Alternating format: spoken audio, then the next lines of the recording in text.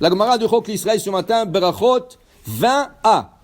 Amarle Rav Papa la Abaye, Maïshena Rishonim de Mitrachesh Leun Nissa, ou Maïshena Anan de l'Omitrachesh Leun Nissa. Quelle question? Rav Papa dit Abaye, est-ce que tu peux m'expliquer comment le Rishonim, le première génération, maintenant tu parles, nous on parle, Rav Papa Abaye, on parle de 1700 ans à peu près. Lui il veut savoir pourquoi il y a 2000 ans, le Rabbanim était plus tzaddik que eux. Qu'est-ce que ça veut dire ça? Il dit, ce Rabbanim-là, il y a 2000 ans, ils avaient toujours des miracles.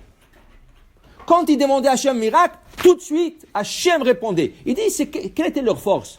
Quelle était ces goûts-là qu'ils avaient de demander à Hachem et leur donner tout de suite? Il dit, est-ce que ce Rabbanim-là connaissait plus de Torah que Rav Papa et Abaye, ou cette génération? Il dit non. Il dit, regarde, Mishum de Rav Yehuda,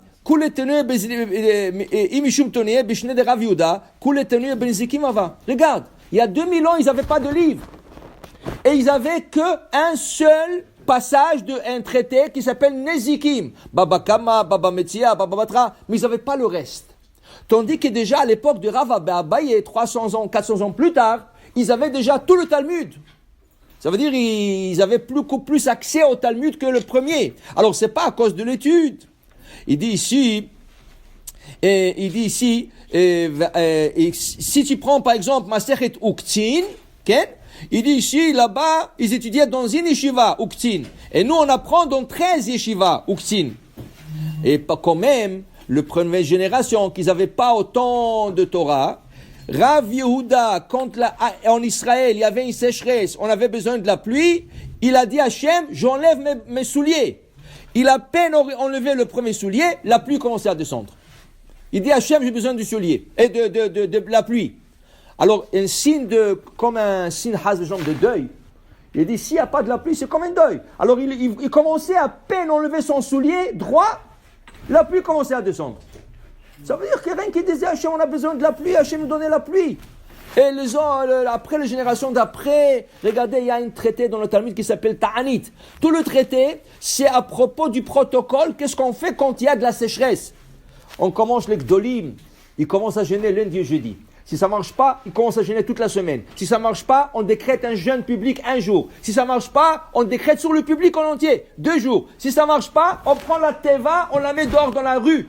Et on ramasse les hommes, les femmes, tout le monde, et tout le monde doit prier. Il y a tout un protocole, comment faire dans un aide de sécheresse.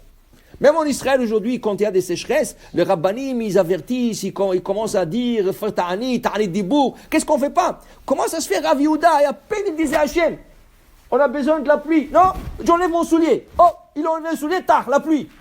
Comment ça se fait? Ça c'est la question que Rav Papa, il pose à Abaye.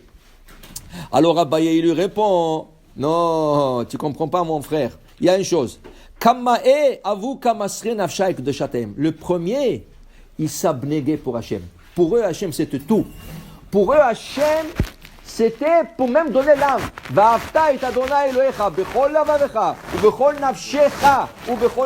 Quand on dit nafshecha, même s'il faut se donner pour Hachem, corps et âme, il se donnait. Quel exemple? Il lui dit, donne-moi un exemple. Il dit, oui, je vais te donner un exemple. Regarde, dans cette génération des Rav Yehuda, il y avait un Rav qui s'appelle Ravada Barahava. Ravada Barahava, il est parti dans le chouk.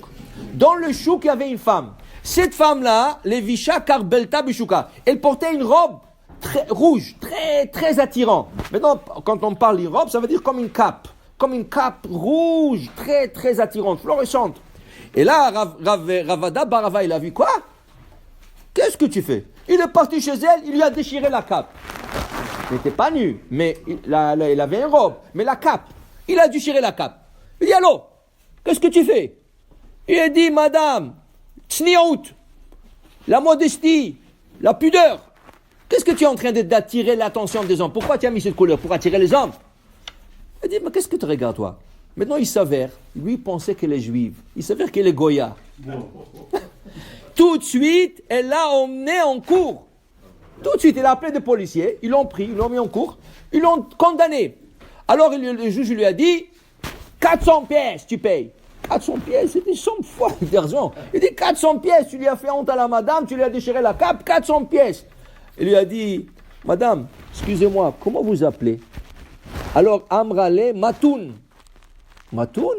Tu sais qu'est-ce que c'est Matoun en hébreu? Patience. Ça veut dire quoi? Patience. Calme, matoun. Et il a dit, matoun, arba mozouzé. Si j'aurais un peu de patience avec toi, j'aurais gagné, mettons, les 400 pièces. Mais regarde, il ne pensait pas deux fois. Ah, il disait pas, Chouma, je vais lui déchirer la robe, et la cape, et, tu sais, c'est pas gentil. Non.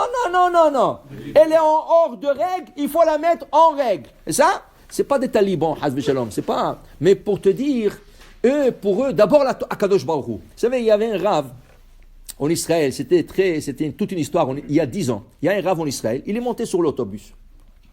Il y avait une photo très non appropriée d'une femme décolletée, complètement presque nue. Le rave s'est levé, il est parti, il a déchiré la photo. Le chauffeur d'autobus l'a vu, il a dit quoi? Il a fermé les portes de l'autobus, tout l'autobus, il l'a emmené à la station de police. Il est descendu, il a fait une plainte à la police sur le rabbin. La police lui a dit, monsieur, de quel droit vous avez déchiré la photo? Il dit, monsieur, écoutez-moi, moi j'ai payé ma place sur l'autobus, hein? Moi j'ai payé ma place. J'ai le droit d'avoir un autobus propre. Ils n'ont pas à me mettre des photos comme ça. Si c'est un autobus public, il faut qu'il respecte tout le public. Religieux et non religieux. Acquitté, out. Mais pour te dire quelle force il avait, il n'était pas jeune ce rabbin.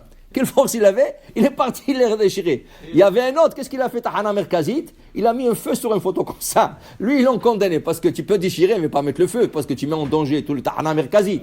Okay? Mais pour te dire, Rishonim, le premier, il ne faisait pas compte. D'abord à Kadosh Baruch Hu. Okay? Alors quand tu vois quelque chose qui n'est pas bien, quand tu vois quelque chose, adresse-toi à la personne, n'aie pas honte. Quand tu vois quelqu'un qui parle à la synagogue, va chez lui et dis, allô, tu es venu prier ou tu es venu parler ici? Tu déranges le monde. Okay? C'est ça, les gens qui prennent. Mais Akadosh Baruch Hu ici, il les prend mal. Alors qui est mieux, Akadosh Baruch Hu ou cette personne? Akadosh Baruch Hu. D'abord, alors c'est pour ça. Voilà. Nous on dit, les gens prennent ça mal, quand je ne sais pas comment il va réagir, il va me crier, il va me gifler. Eux, ils ne faisaient pas ce compte. D'abord Akadosh Baruch Hu. Alors il dit Abaya Rav Papa, voilà la raison. Ayu mostrim nafsham la Kadosh Baruch Hu. D'abord à Kadosh Baruch Hu, et c'est ça la raison qu'ils avaient ce miracle. Bon, Adonai le'olam. Amen ve amen.